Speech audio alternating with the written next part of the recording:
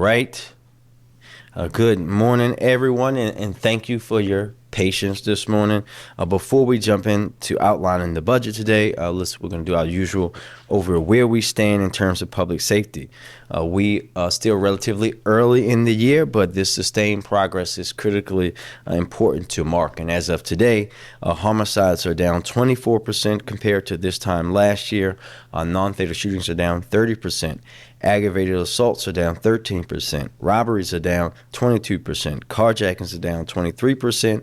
And auto thefts are down 46% here in Baltimore. This, of course, is on top of the historic reductions that we saw last year. So we want to thank everybody involved in reducing violence in Baltimore, from the women and men in the police department, all our community violence intervention ecosystem partners, but most importantly, everyday Baltimoreans who work in their own neighborhoods in their own way to help Baltimore remain a safe place. I also want to take a moment to acknowledge Dana Moore, who is with us today. I don't know where Dana went. Oh, there you are, right there.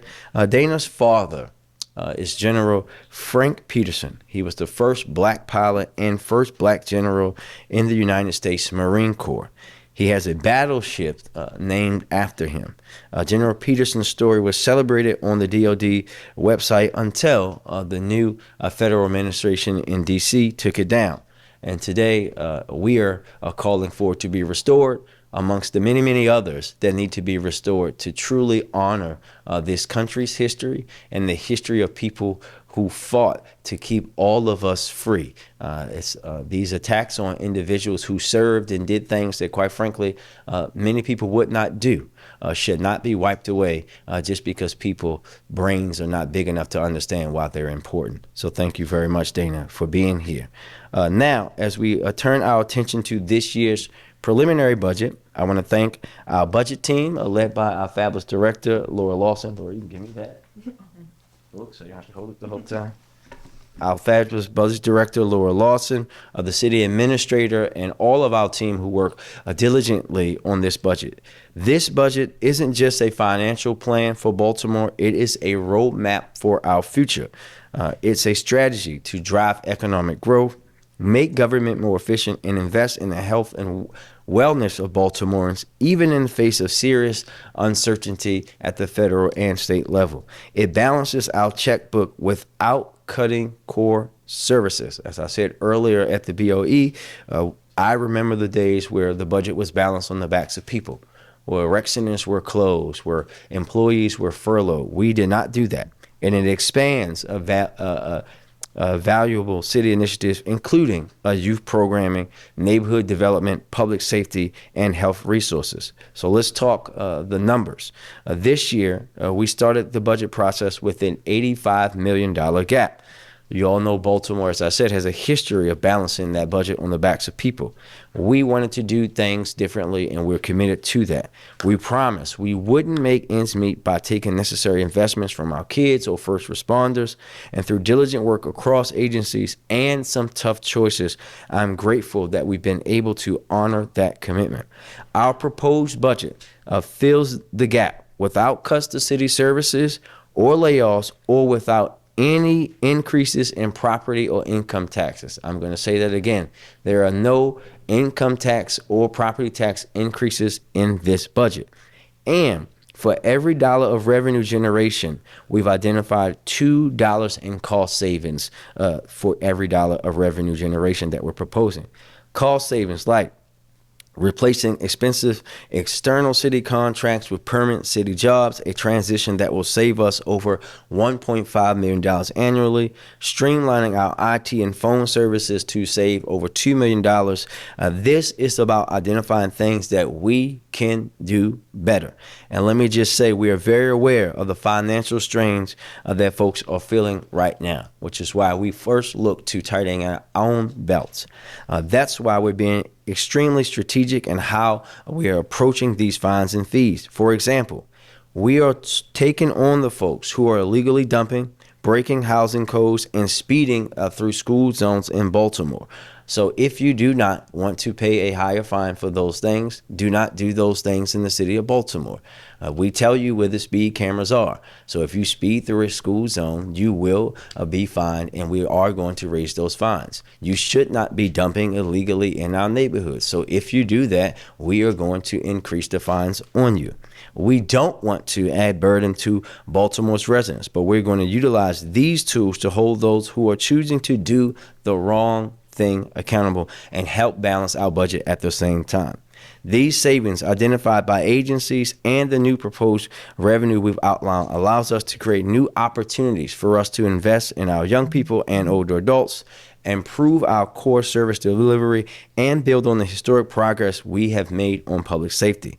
Our budget delivers $624 million for services that directly support young Baltimoreans, including 8,500 youth work spots paying $15 an hour this summer, which was made possible by an additional investment from the Baltimore Children and Youth Fund, and we thank them. 2 new rec centers will open in the new fiscal year: the historic Chick Webb in East Baltimore, and the brand new Parkview Rec Center in the Penn North neighborhood. This also helps us continue to expand programming in existing rec centers, better pool maintenance through a new summer schedule, and we'll also have 3 new pools, renovated pools coming online this summer, and funding for the Be More for Healthy Babies program, which provides services to over 10,000 families each year. It also builds on the progress we've made on the public safety investments, with investments to take our successful GVRS model citywide, transition administrative tasks from sworn police officers to sworn roles, saving us on overtime costs and getting more of our sworn officers back out on the streets, and enhancing parking and traffic safety efforts led by the Department of Transportation.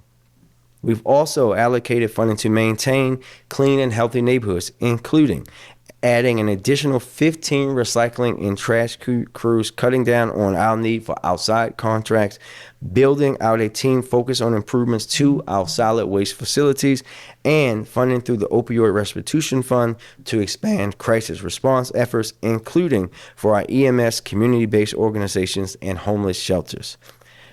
As we continue to attract private sector investment to our city, we're making sure that Baltimore's economic growth benefits all of our residents. We're supporting more equitable neighborhood development through increased Main Streets program initiatives, full funding for the Be More Fast initiative, which is improving our permit process, and new investments to eliminate vacant houses in Baltimore.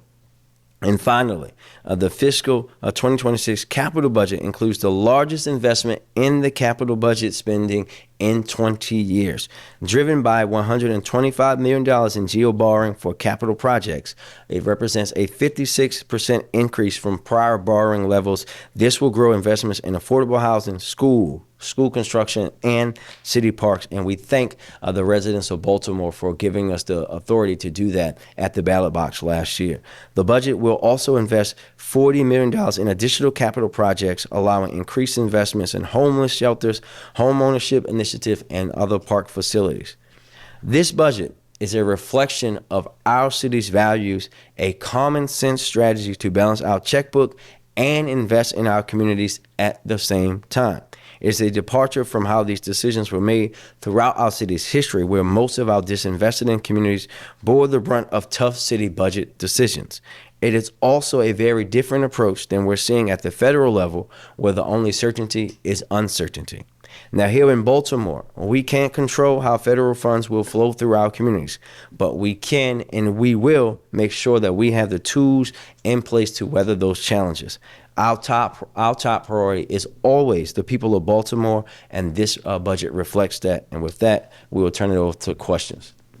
So we'll start our first question with the Baltimore Business Journal. I just want to ask you, just talking about having tools to make sure we can withstand any federal cuts. What are some of those tools? Is it any other areas that you've identified possible spending cuts, any other fee increases that might be in the works if there's some kind of federal cutback that impacts Baltimore?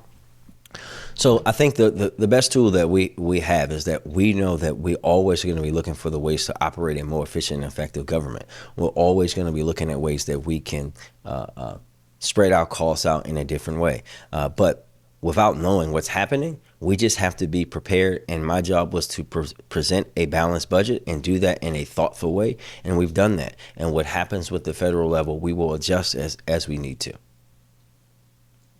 Moving next to WBAL Radio.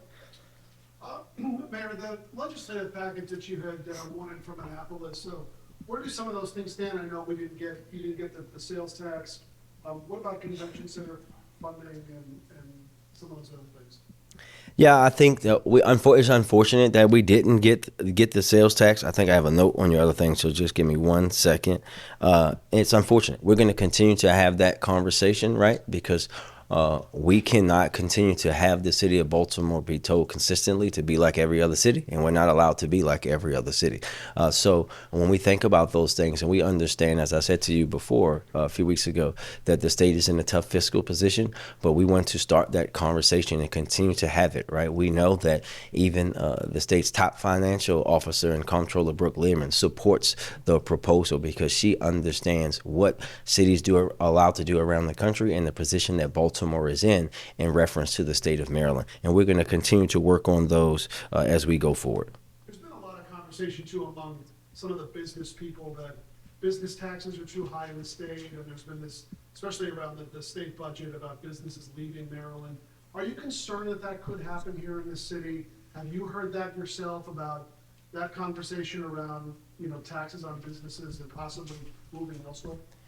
I have not heard that directly. We all saw what happened in Annapolis, and we even offered some opinion about how we have to be careful when trying to do some of those things in reference to how some of our surrounding states are. We're always going to be a place where we're supporting business growth here in the city of Baltimore. You can see that, right, with T. Rowe Price moving into their new headquarters downtown. CFG Bank moving from Baltimore County over to Baltimore Peninsula. We want to continue to have those things happen in the city and be able to help our businesses grow in the city of Baltimore. Thank you. Next, going to Baltimore Sun.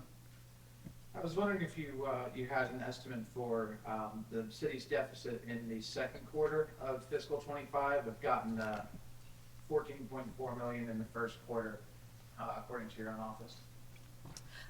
We will be providing a briefing to the City Council on Tuesday regarding the current status of the fiscal 25 budget. Based off of second quarter projections, we were looking at a $30 million deficit for the current year. I will note that the third quarter ended on Monday, and so we're currently working through revising those projections. Okay. And shifting gears, Mayor, I'm sure you've seen the whole situation surrounding Abrego Garcia being deported to El Salvador. Obviously, he works here in Baltimore and was arrested here in Baltimore. Do you have a reaction to this, and do you believe that he could be a member of MS-13, as some Republicans have suggested? Well, I think that the way that I can't tell you how the federal government verifies who people are in gangs or not. I can tell you that or organized crime, right? Because it's different from place to place. But I can tell you that here in Baltimore, the police department makes sure they absolutely know whether someone's involved in a gang or not. And you shouldn't be using just someone having on a Chicago Bulls hoodie to say that they're in a gang, right? Like, we have to understand that if this were the 1990s, every person in the city would have probably been, because who didn't have a Michael Jordan thing in the 1990s, right? We have to have a better understanding of what's happening here. And we all support actual criminals and people being held accountable. I don't care if they come from South Africa. I don't care if they come from Ireland. I don't care if they come from Baltimore County, wherever, Podunk County in Georgia. But what we cannot, in this country that is supposed to be a place where people can come and live out their dreams and be the place where we welcome in everybody, right? We cannot be a place where just how someone looks means that they are a criminal. We know what that leads to. We've seen that in history over and over again. We know when you just look at a person based on their looks and thinks that that person is less than, that's how you end up with slavery. That's how you end up with the Holocaust. And they're going down a very, very dangerous road, a road that we should not be talking about going down in 2025. And everybody, Republican or Democrat, should be concerned that people who were not supposed to be put on those planes and sent out of this country have that happen to them, period. Next question for Fox 45. Hi, I'm Brandon Scott. How are you? do you have any plans to offer State's Attorney Ivan Bates a raise considering his work to reduce crime in the city? Well, I think first and foremost, we're talking about other officials who are appointed employees, elected officials, especially in a moment right now where we have thousands of Baltimoreans who are at risk of losing their jobs. I would caution elected officials from talking about those kind of things right now, right? We have to understand that we all signed up for this, right? I am the CEO of a $4 billion entity. In the public market, I would make $1 million, but I'm a public servant, so I don't make that, right? And that's the reality. We have to understand that. The state's attorney is the second highest paid state's attorney in the state of Maryland, right? He makes more money than me, and I'm the person leading the city. We're going to be having those conversations with the state's attorney. He called me on the phone the other night.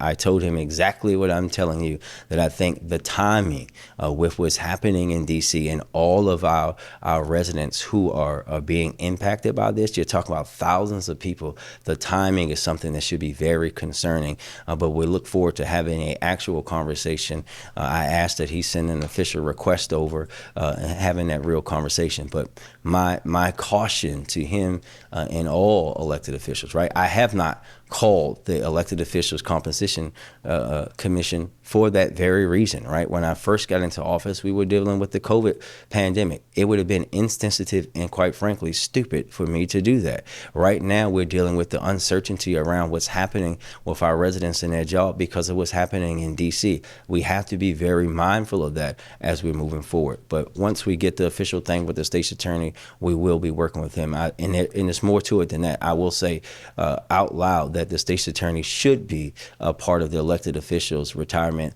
system as far as a pension as everyone else, and looking forward to working with him on that too. But didn't you also receive a recent adjustment to your salary? So I guess you have to understand how this works, right?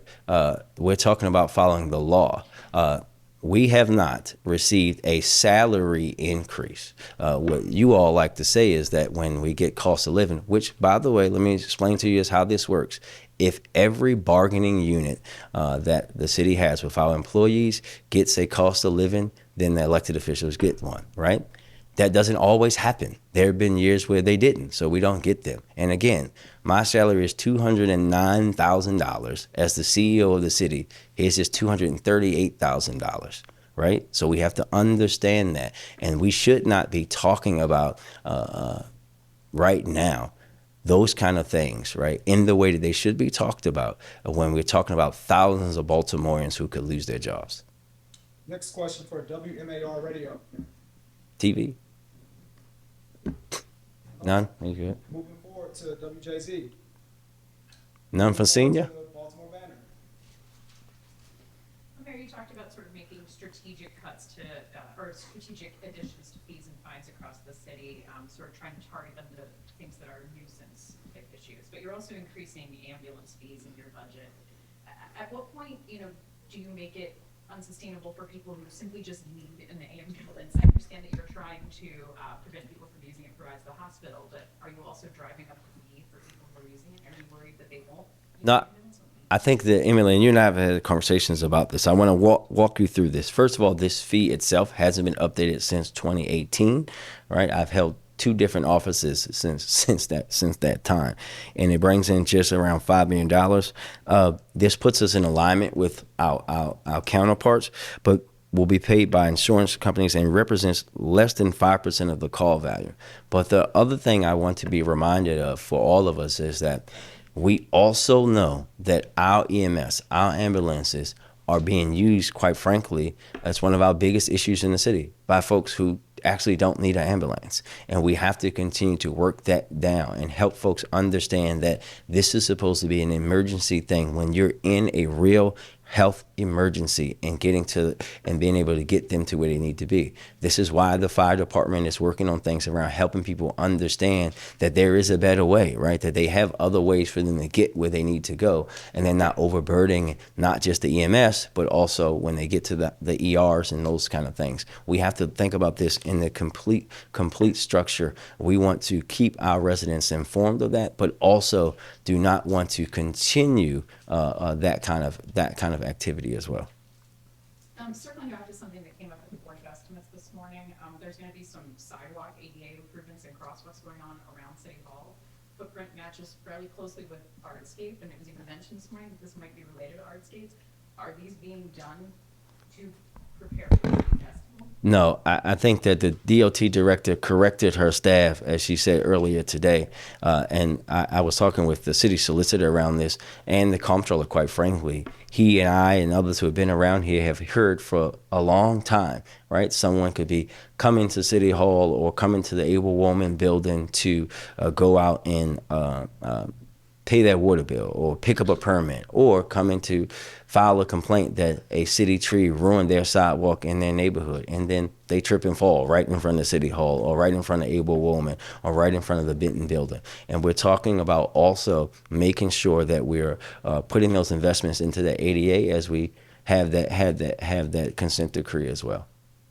We can't, as we go out through, and this is reflected in the budget too, improving sidewalks across the city.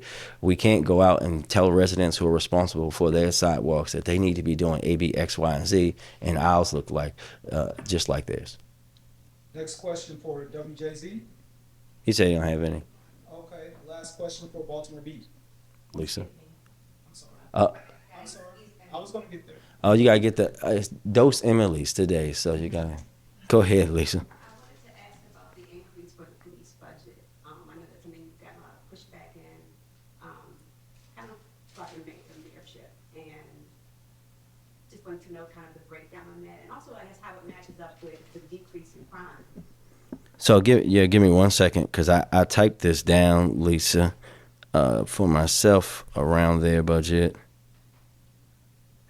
So I just want to note this for you. So the police department's budget itself grew by 5%, right, from the city's investment.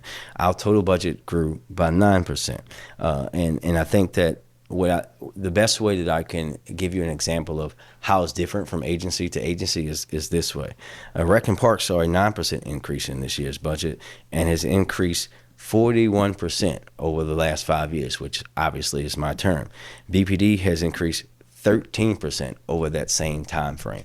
And while we're going to continue, and also the increase in BPD is the negotiated salaries that we had to do with the FOP. Every year we're going to be negotiating with different unions, and you're going to see big jumps in DPW or in DGS because we're working with those in DOT, because we're working with those unions. We have to continue to make sure that we're putting the women and men who do an excellent job, who are out there taking these cases, who are clearing homicide cases in a rate that they haven't, quite frankly, in you and I's lifetime, right? Who are taking thousands of guns off the street, who are making sure that people are safe, who are working in our GVRS strategy where we give people the opportunity to take another way. But if they don't, we're going to have the police department remove them, and we're not playing with them. But we're going to continue to invest in everything that has helped us reduce crime in Baltimore, and that includes the police department. Pretty good. And the uprising that followed. Where do you think the city is in terms of keeping Black folks safe from police violence? I think that if you just look at the numbers, we know that has improved dramatically. We still have a long way to go. The numbers as far as crime or specific incidents of police violence? Yeah, if you go back and look at when we're talking about police shootings, police-involved shootings, all of those kind of things, we know that is improved, right? But we still have a long way to go. Obviously, we're still in a federal consent decree, right? So we haven't even accomplished all of those goals that I am set out for us to accomplish as quickly as humanly possible. We have been able to make a lot of progress in my term on doing that consent decree that, quite frankly, was just stagnant before I got here. We're in a better place, but we're not in a perfect place, and we're going to continue to work until we are in that perfect place. Next question. The city was defrauded out of $1.5 million. What is your reaction to that? Actually, I talked to one of your counterparts about that earlier today, and just say that, listen, we're going to continue to work and support the comptroller and his team in any way that they can, and any way that we can support them. We know that these actors are out there. We all lived through the ransomware attack and all of those things, and we'll just be there. But this is also why we're making the investments that we continue to make into updating the city's systems. When folks say like, oh, the mayor's spending all this money to put a new system in place, this is why. We have to make sure that we have the necessary tools, but the systems in place to help protect us. We talked about the racist for some of the city leaders, We told that. department heads. Why are they backdated? And then also, why do you agree with some of the issues that Comptroller Bill Henry brought up, just regarding there needing to be some sort of structure? Well, they're backdated because many of them are backdated because they're in the charter and they start with the term, right? And that's why. And as I told the comptroller earlier, the charter lays out my authority very clearly what to do in these cases, and we're following the city charter. And then last question, we look at the preliminary budget for 2026, and you talk about tough decisions were made for citywide savings. It was kind of like a 2-for-1. We spend one, we save two. And looking at the things that were removed or decreased, scaled back, however you want to word it, what was something that you hated to see scaled back or removed? Well, I can't even think. I mean, the truth is, I don't want to cut any of it back, right? Because all of it is important. But the reality is my job as a leader is to make sure that we have a balanced budget and that we do that in a way that does not cut critical service, that we do not cut things that we know our residents need each and every day. And we've been able to do that. Or was there one thing that was kind of... No, you asking me like pick a favorite kid. No, WBAL? that was WBO. Emily? Yeah, I think mine have largely been answered, but I'll ask this just to give a little bit more. As you said before, there is the risk that thousands of Baltimoreans are potentially at the risk of losing their jobs. The finance department has said that income tax is the revenue stream that could potentially be most at risk, in our budget here if those layoffs do happen. Is there a contingency plan beyond, is there a contingency plan to make up some of that if we start to see hundreds of thousands of people out of work? I think that, listen, we just have to be prepared, right? The reality is you can't really have a contingency plan or a thought of an exact contingency plan when no one knows I don't even think they know what they're going to do from one second to the next. But as the budget director laid out today, we might have to come back and make adjustments to this budget based on what happens in DC. And we have a great team that's prepared to do that and do that in a way that we know that the most important thing to me as possible is that we do not have impacts as in any way possible that we can on the things that our residents need. But we're ready to adjust as needed, but we just have to wait and see, unfortunately. I guess to say, how exactly would you say we are prepared? We're prepared because we have the team that's prepared we know where there may be other things that we can change. We know there may be other ways for us to reallocate or reimagine how we're funding or how we're doing programs. And that's what we have to be prepared for. But the truth of the matter is that unless someone in here has a crystal ball that says that they're going to cut this or that or this or that, and don't forget about the other portion, that those cuts are going to uphold under the court of law, right? Because we know many of these cuts are unconstitutional, they're illegal, and we're going to fight every single one of them that we can fight. But we just have to be prepared in every way that we can. Last call for any media outlets that were not answered. Lisa? You talked a little bit about the consent decree. Has the Trump administration said anything about? Nope. And let me be honest. Even if they say we're going to finish it ourselves, we quite frankly, we're going to do the work that we need to do. We talked about moving funds around here, and that's sort of a plan to cover things. Is there a certain point where services just simply wouldn't happen if the feds cut off funding? We know that that's possible, right? We've seen budget times, as I talked about, where we had to cut services, where they didn't have to. They made the decision to close rec centers, where I, as a young city employee, had to take furlough days, right? Things that were only open, you only could be here certain days. We know that if there are severe, drastic things that could happen. But as Director Larson laid out earlier, we have not got any indication of that, and we hope that we don't. We have done our job here in the city. We have produced a balanced budget that protects the services that we need in the city of Baltimore, that continues our historic investment into our children, continues our historic ways of investing into how we're dealing with public safety in the city of Baltimore, and we're going to continue to operate in that way. Thank you, everybody.